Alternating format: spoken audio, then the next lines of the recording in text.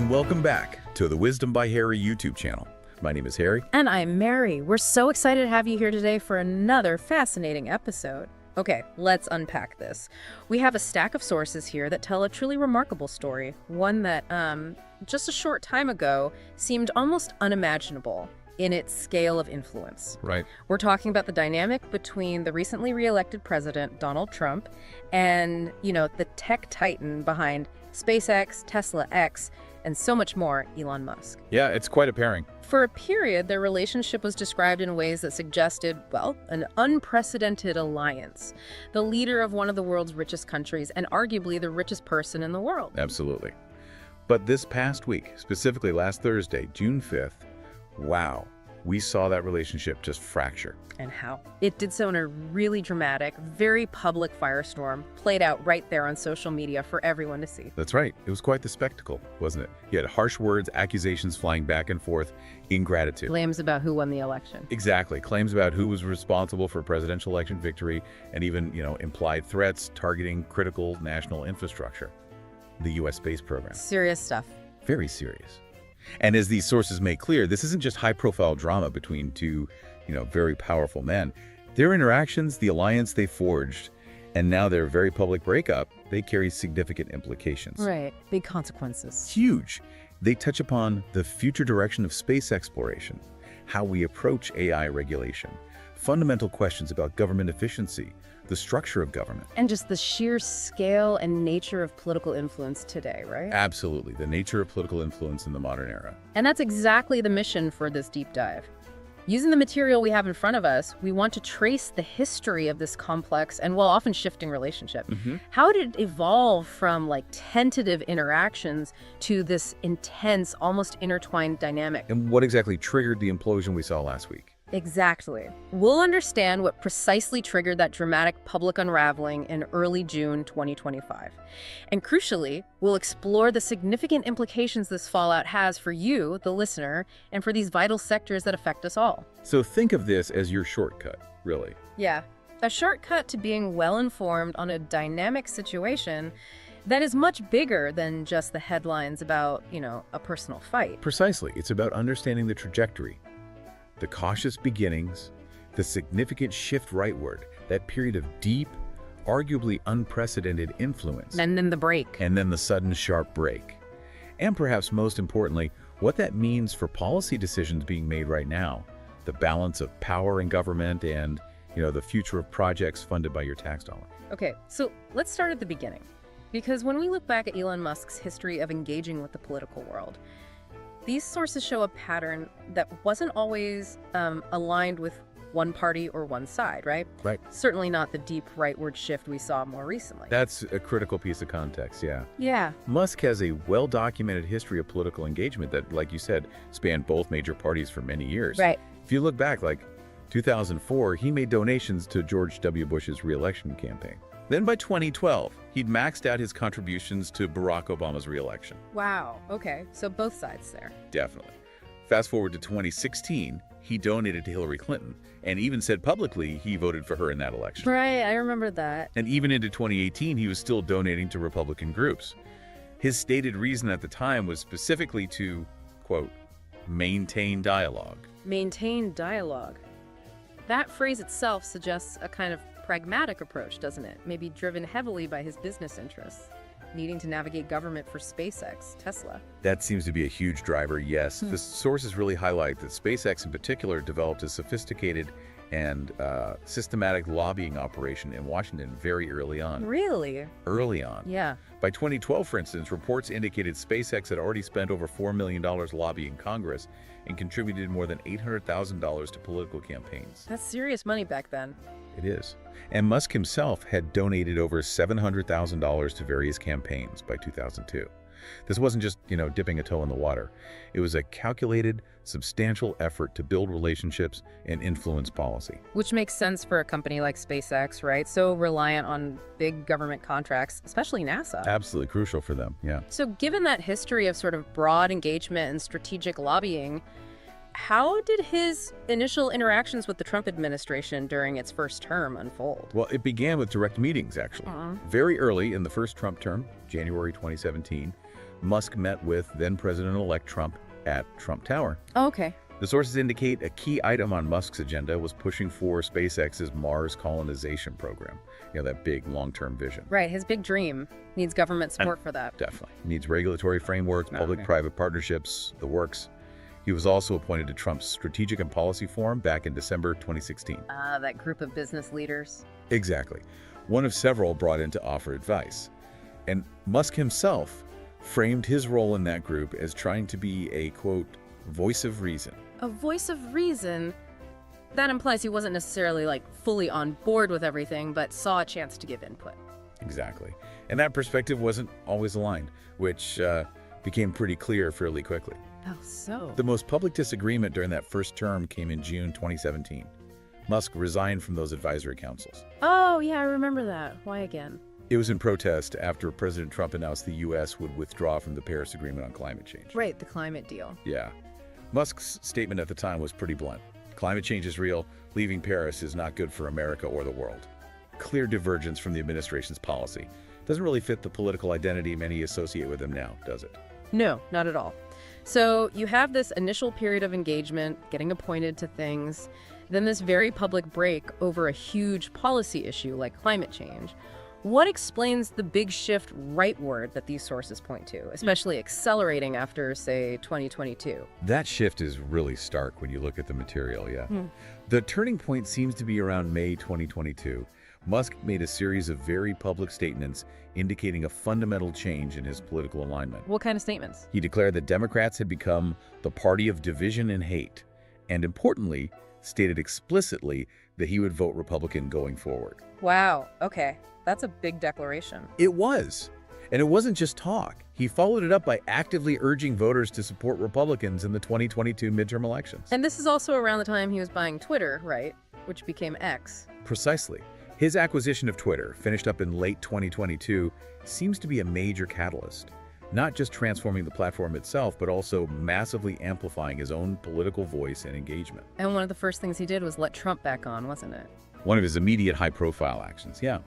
Restoring Donald Trump's account in November 2022, after it had been suspended since January 2021. Okay. From that point on, his use of X became increasingly characterized by expressing and amplifying right-wing viewpoints. How did that actually manifest on the platform? What kind of things was he posting? Well, he used X to voice strong criticisms of Democratic policies and figures, weighed in frequently and forcefully on issues like immigration, and really championed concepts of free speech. Which he often framed as opposing, censorship or cancel culture. Exactly. Opposing perceived censorship or restrictions, particularly in debates around identity politics, COVID-19 policies, and even election integrity. The sources note that he sometimes used the platform to promote content that included conspiracy theories or outright falsehoods. Like election fraud claims. Including claims related to election fraud, yes. Okay, so by 2022, 2023, you have this clear public shift to the right, active use of X to promote those views. How did that then play into the 2024 election cycle and ultimately lead to him becoming such a major figure in Trump's orbit? Well, interestingly, his first move in the 2024 cycle wasn't actually backing Trump. Oh, right. Who was it? DeSantis. Exactly. In May 2023, he publicly endorsed Florida Governor Ron DeSantis for the Republican presidential nomination. He even hosted DeSantis' official campaign launch on X Spaces. Oh yeah, the one with all the technical glitches. That's the one. Kind of marred the rollout. The sources also document he made a substantial donation to DeSantis' campaign that year, reportedly $10 million. $10 million. Okay, so he was initially backing a potential Trump rival pretty seriously. What changed? What made him pivot to a full Trump endorsement? According to reports, a pivotal moment seems to have been the failed assassination attempt on President Trump in July 2024. One source notes that something like 30 minutes after that event, Musk posted that he would fully endorse the Republican leader. A really decisive pivot away from DeSantis. Wow. That's a rapid and dramatic shift in allegiance. It really was. Yeah. And from that point, his involvement with the Trump campaign escalated dramatically, especially financially. How so? He became the single largest donor to Trump and Republican candidates during the 2024 election cycle. Full Not stop. the largest. How much are we talking? Sources put the figure at over $250 million. One specifies $277 million. $277 million from one person. Yep. That level of personal financial contribution to a political campaign in one cycle is just, well, it's unprecedented in modern U.S. history. Unbelievable. And he did more than just donate, right? Oh, yeah.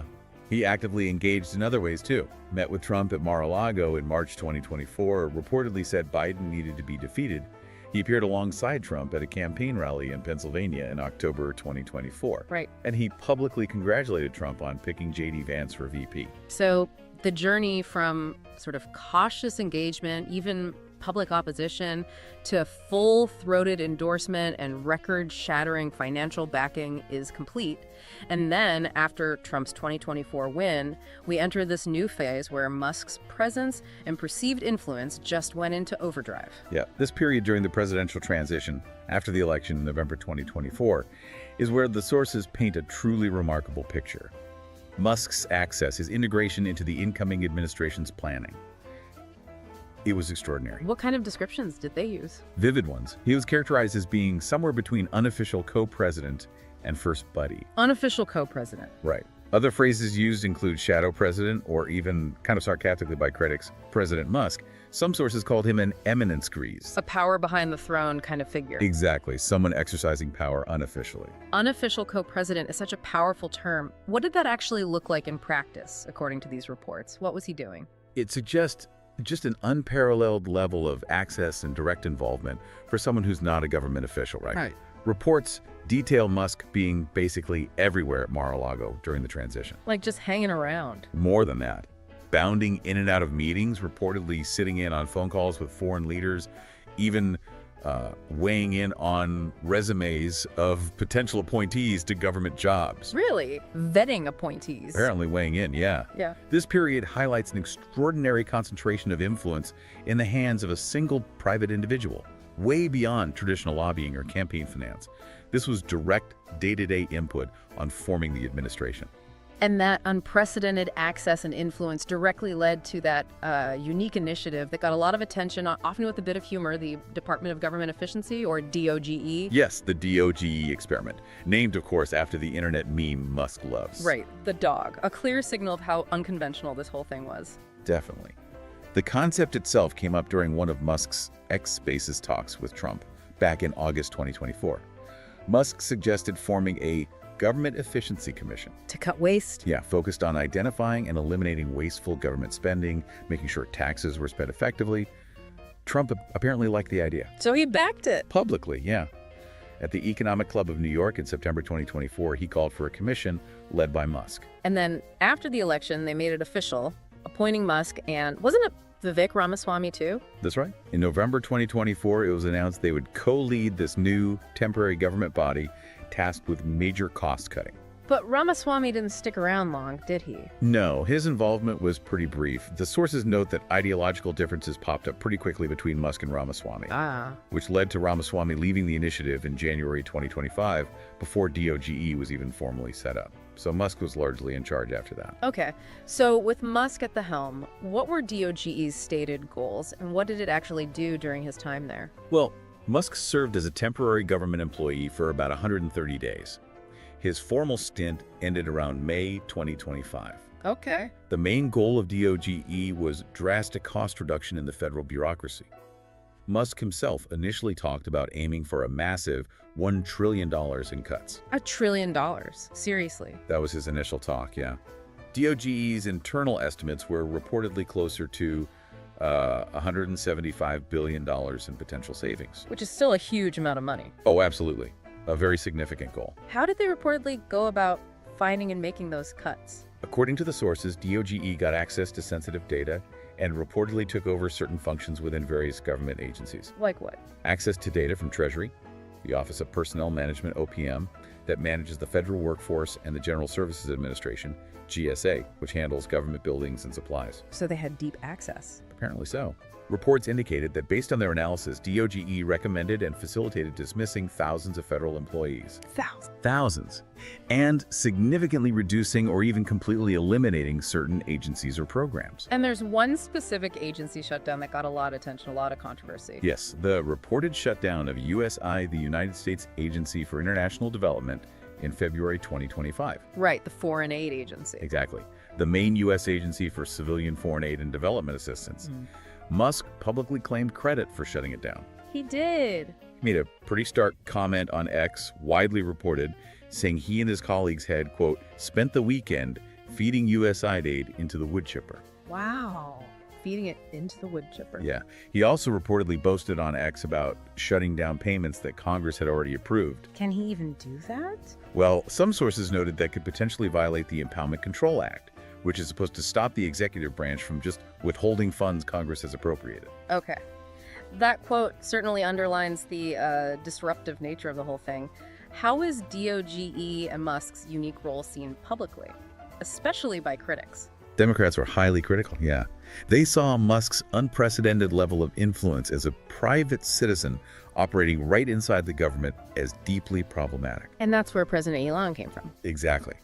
That sarcastic nickname, sometimes used by critics, was meant to highlight what they saw as his overreach, the extent of his power, echoing those earlier descriptions like shadow president or co-president. Right. So despite the controversy, Musk held this formal, temporary job leading DOGE for about 130 days, ending around late May 2025. What happened when that formally ended? His official status as a temporary government employee ended around May 30th, 2025. At that time, Musk publicly stated that while his formal role was ending, he looked forward to continuing as a friend and advisor to the president. So initially, it seemed like maybe his influence wouldn't really end. That seemed to be the idea, yeah. The end of the DOGE job didn't necessarily mean the end of his access or influence, at least not immediately. And that brings us right up to the point where this apparently close and influential relationship just seems to have radically fractured. And the trigger, according to these sources, was a big piece of legislation, the Big Beautiful Bill. That's exactly where the conflict blew up.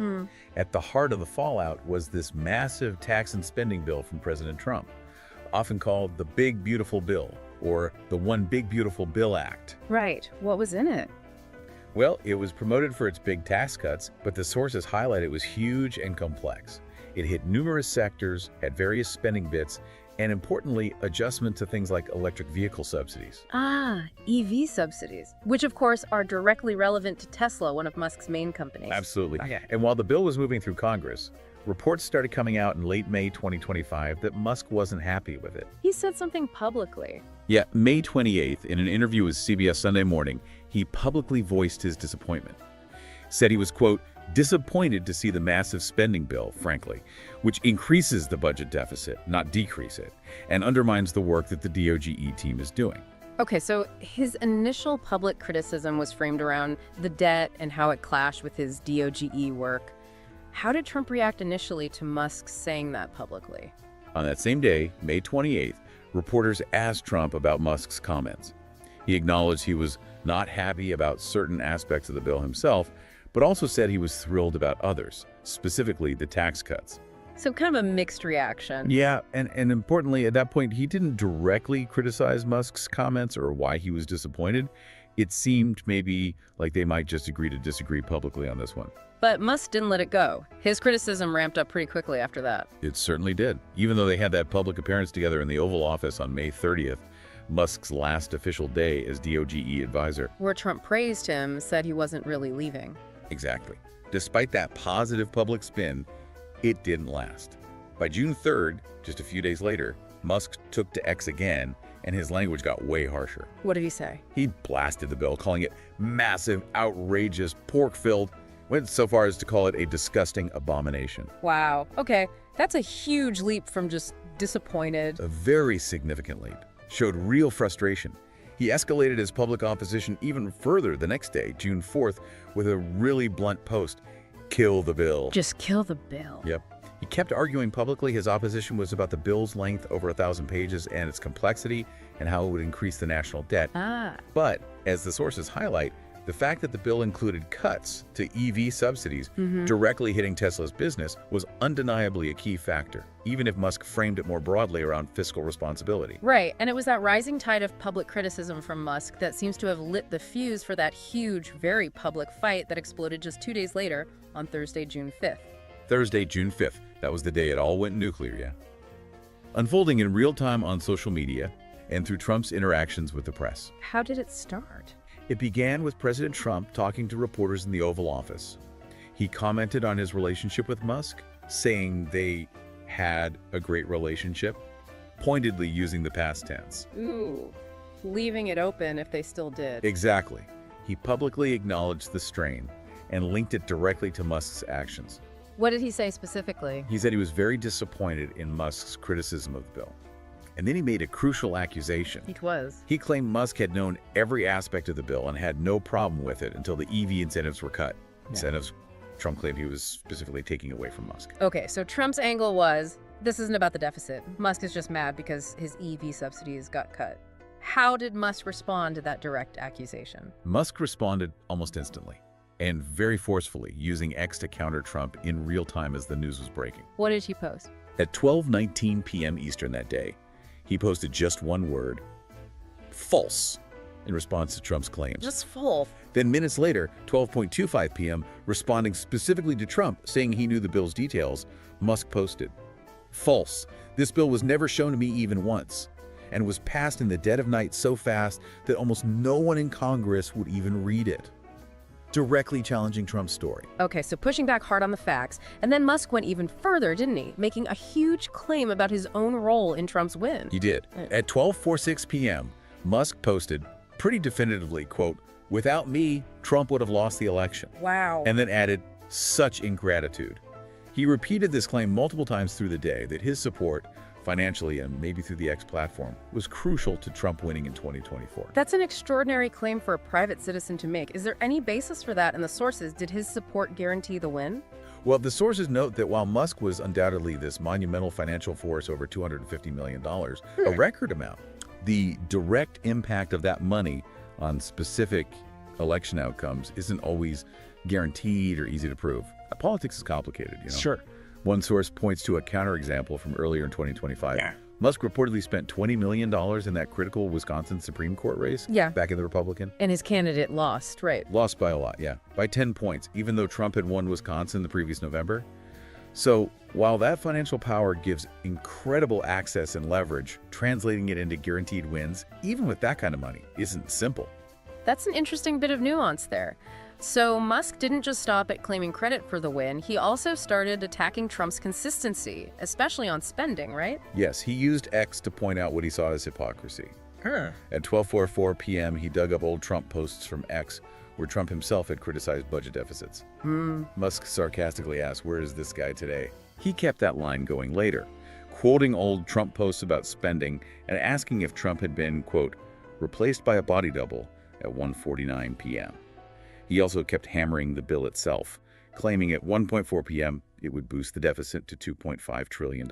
So the back and forth is just escalating like crazy.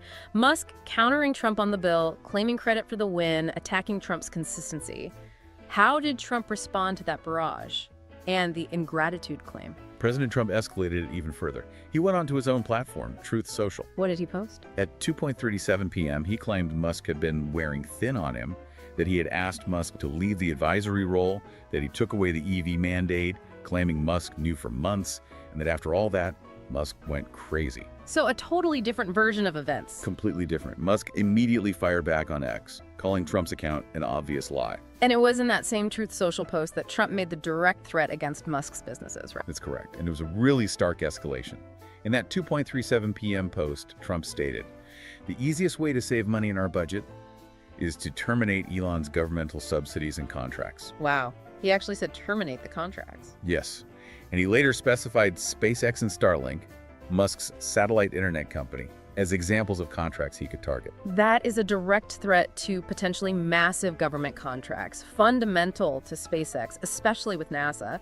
How did Musk react to that, being threatened with losing those contracts? Musk's response was, well, it was arguably the most dramatic moment of the whole exchange, maybe the most provocative. Responding directly to Trump's threat about contracts, in a post at 3:09 p.m., Musk stated that SpaceX would immediately begin decommissioning its Dragon spacecraft. Decommissioning Dragon, that sounds catastrophic for the U.S. space program. It is. The Dragon spacecraft is absolutely vital to the U.S. right now. Under that NASA contract, worth roughly $5 billion, Dragon is currently the only U.S.-developed and operational vehicle that can take astronauts to and from the International Space Station. The only one. the only U.S. one currently flying crews operationally. It's the cornerstone of U.S. human spaceflight. It supports ongoing missions like Crew 10, future private missions from Axiom Space. It's critical and right now, almost irreplaceable. What are the alternatives? Well, there's the Russian Soyuz, but that's secondary. And Boeing Starliner, the other U.S. commercial crew vehicle, is still in testing, not yet certified for regular crew flights. Its next flight is months away. So threatening to decommission Dragon was basically Musk demonstrating his leverage, showing how reliant the U.S. is on SpaceX. Pretty much a direct challenge to that reliance, an implicit demonstration of the power he holds in that relationship. So a huge, almost existential threat from Musk in response to Trump's contract threat. But he didn't actually follow through, did he? No, he seemed to backpedal on that specific threat just hours later. Around 9:27 p.m. that evening, someone on X suggested both men should cool off and take a step back. And Musk responded. Yeah, Musk posted, "Good advice. Okay, we won't decommission Dragon." Yeah. So the immediate, most drastic threat was withdrawn. But the fact he was willing to even make it really underscored the volatility and the incredibly high stakes here. Definitely. Beyond the Dragon threat and the ingratitude claims, were there other attacks Musk made during that June 5th craziness? Oh yeah, it was a rapid-fire exchange. Yeah. At 3:10 p.m., Musk made a really serious allegation, suggesting, without providing evidence right then on the platform, that President Trump appears in the Epstein files. Wow, okay. Referencing Jeffrey Epstein. Exactly. The sources note this a specific claim from Musk did prompt Democrats to reportedly start looking into the matter. What else? Musk also seemed to endorse impeaching President Trump in a post around 4:1 p.m., and he attacked Trump's proposed trade tariffs, claiming at 4:26 p.m. they will cause a recession later this year. So a really broad range of attacks, personal allegations, policy critiques. As the day ended, was there any sign of things cooling down, any attempts to reconcile, or did the bitterness just continue? Late on Thursday evening, Musk did seem to signal some openness to cooling things down. Around 9:27 p.m., he responded positively to that post from Bill Ackman, the billionaire investor, who suggested Musk and Trump should make peace for the benefit of our great country. What does Musk say? He agreed, saying good advice. That was just minutes before he posted about not decommissioning Dragon. Okay, so a slight softening from Musk, maybe. What about Trump? Did he soften his stance? Doesn't seem like it. The next day, Friday, June 6th, in an ABC News interview, Trump called Musk the man who has lost his mind. Ouch. Yeah, and said he was not particularly interested in talking to him. And then over the weekend, Saturday, June 8th, according to an NBC News interview with Kristen Welker, Trump reportedly said his relationship with Musk was likely beyond repair. Beyond repair, wow. And he issued another warning, saying there'd be serious consequences for any Republican members of Congress who voted for his bill if Musk financed candidates to run against them in the future. Okay, so despite maybe a brief signal from Musk, Trump seems to see the relationship as fundamentally broken, for now, anyway. And he's explicitly warning his own party members about potential retaliation based on Musk's future actions. This whole very public unraveling just raises huge questions about the implications, right? And why this matters to you, the listener. Absolutely. The breakdown of this unprecedented alliance between a sitting president and this tech financial titan has consequences that ripple out way beyond just personal drama. Yeah. It directly impacts crucial sectors that affect the country, maybe the world. So let's talk about those. First, back to space. The implications for the U.S. space program and SpaceX's role. Yeah, as we discussed with the Dragon threat, SpaceX is just deeply woven into NASA's operations now. Critically so, it sounds like. Critically so. Mm-hmm. The sources really underscore the sheer volume and importance of SpaceX's government contracts, beyond commercial crew and Dragon being the only operational U.S. ride for astronauts to the ISS right now. Right. SpaceX also holds contracts for cargo resupply missions to the station. They're developing the vehicle that will eventually deorbit the ISS. And looking ahead, SpaceX's Starship was picked by NASA as the human landing system for the Artemis program. That's the return to the moon mission. Exactly. Returning U.S. astronauts to the moon, targeted for Artemis 3, currently planned for 2027. Across all these programs, SpaceX has won an estimated $15 billion in NASA contracts alone. $15 billion. So Trump's threat to cancel contracts and Musk's brief threat to decommission Dragon, these weren't just empty words. They point to a major national dependency. Precisely. It highlights how reliant the U.S. space program has become on one private company and its leader. While there are alternatives or potential future options like Soyuz or Starliner, they aren't currently sufficient or available to cover all the critical missions SpaceX does. So a disruption could be really bad. A severe disruption from this fractured relationship, like contract cancellations or just a breakdown in cooperation, could have profound, maybe debilitating consequences for U.S. access to space, maintaining the ISS, the timeline for getting back to the moon. This isn't just about Musk's business. It's a critical national security and scientific dependency. Okay. Beyond space, the relationship and its implosion also have potentially big implications for U.S. policy on artificial intelligence, right? No. Especially given Musk's vocal stance and his advisory role during the transition. Yes, definitely. Before the fallout, Musk's closeness to Trump and his key advisory role positioned him as a really significant voice influencing AI regulation talks within the administration.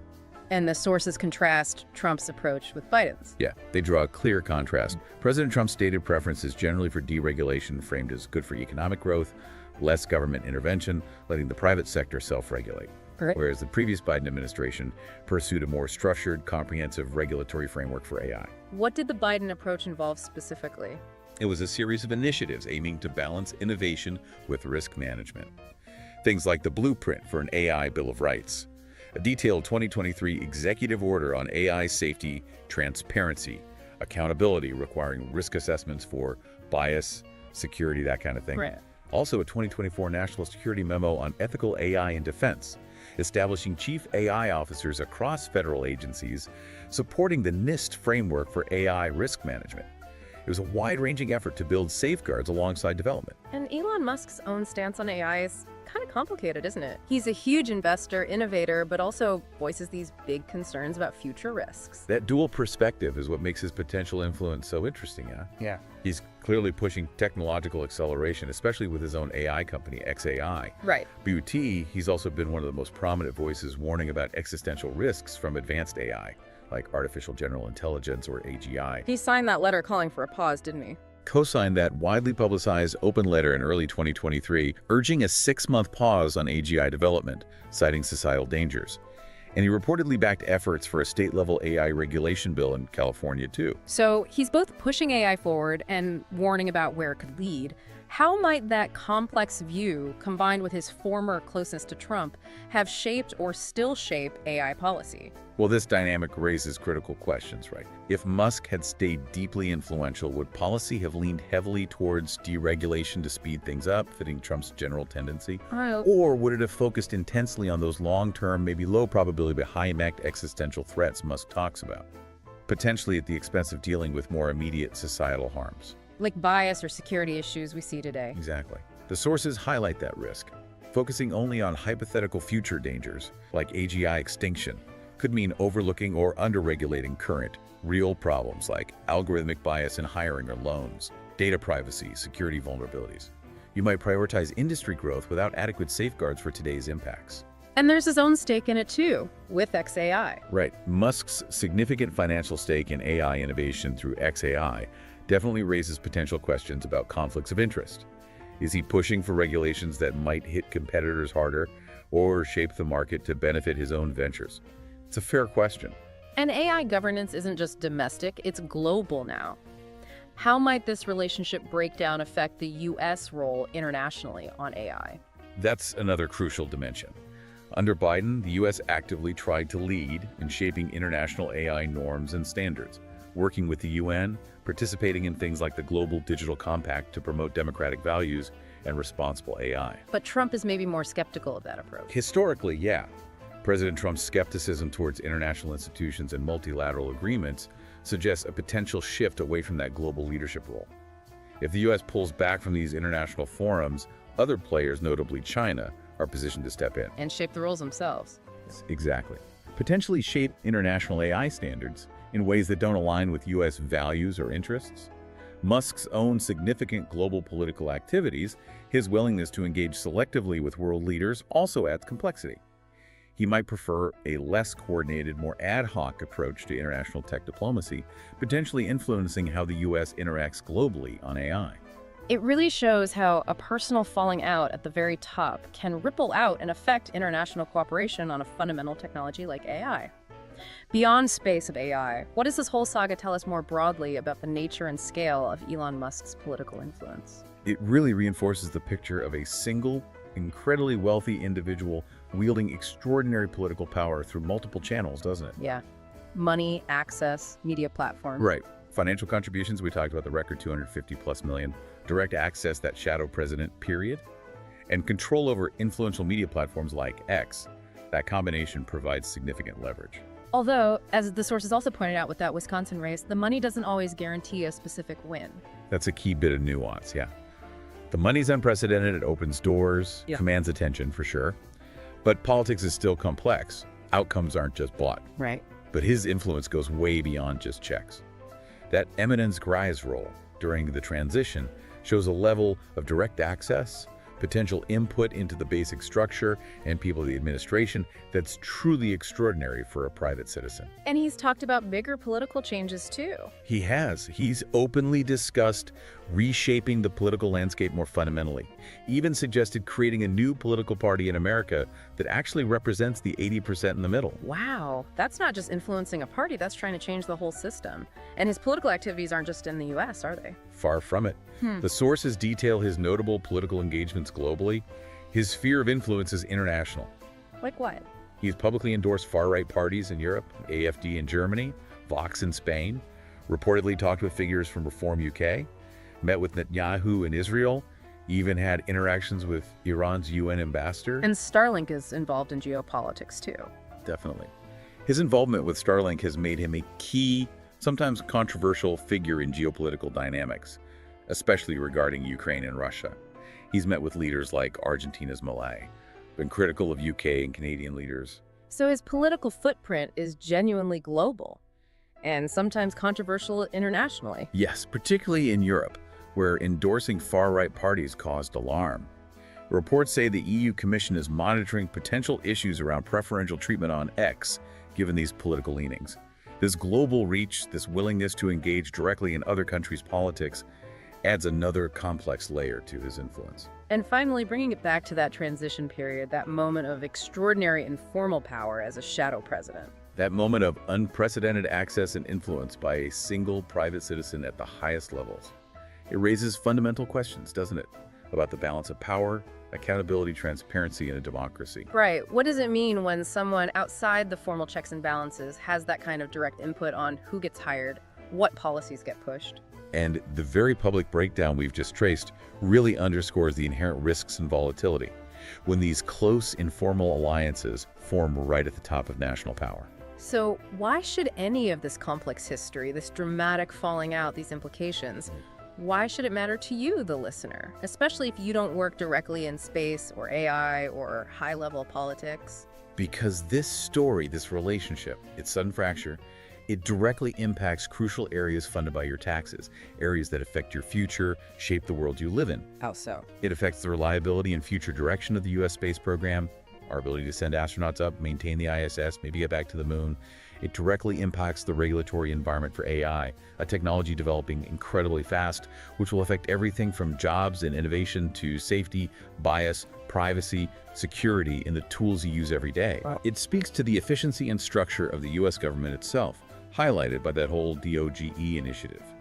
And it vividly illustrates the increasing and sometimes unpredictable role that extremely wealthy individuals and powerful corporations play in shaping political outcomes and public policy, both here and internationally. It's a stark reminder, isn't it, that political power today isn't just in traditional channels, and personal dynamics among the very powerful can have real, tangible consequences for things that affect all of us. Exactly. Wealth, control over critical tech and communication platforms, direct access, it translates into significant influence. And as we saw this week, that influence can be volatile and lead to unpredictable outcomes when those powerful relationships break down. Well, we've traced the history of this incredibly dynamic relationship, explored its period of unprecedented influence, understood the trigger for its dramatic public unraveling this past week, and really dug into the significant stakes across space, AI, government, and political power itself. It's been a complex journey through a very modern story of influence. It certainly is. The relationship between Donald Trump and Elon Musk has been anything but static, has it? evolving from, distant observation and occasional disagreement to this period of intense alliance and deep influence, only to just snap, suddenly and very publicly. Its volatility might be its defining feature. And the crucial areas impacted the future of the U.S. space program, the direction of AI policy, government efficiency, the nature of political influence. These remain critical issues no matter the current state of this particular alliance. Yes, the questions raised by their unique interactions and everything that happened recently continue to be highly relevant moving forward. Absolutely. Which leaves us with a final thought to maybe chew on as we wrap up this deep dive. In an era where the lines between immense personal wealth, corporate power over critical technology, and direct government influence are increasingly blurred, what does this dramatic and very public unraveling between a president and a titan of industry truly tell us about who holds power in the modern world? And maybe more importantly, what consequences might follow when even the most seemingly powerful alliances ultimately break down? A question that will undoubtedly continue to unfold in the coming months and years. We'll have to keep watching.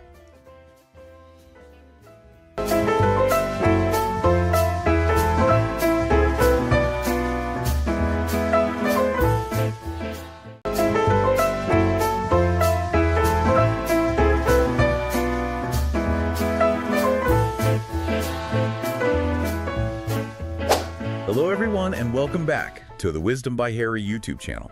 My name is Harry. And I'm Mary. We're so excited to have you here today for another fascinating episode. Okay, let's unpack this. We have a stack of sources here that tell a truly remarkable story, one that just a short time ago seemed almost unimaginable in its scale of influence. Right. We're talking about the dynamic between the recently re-elected president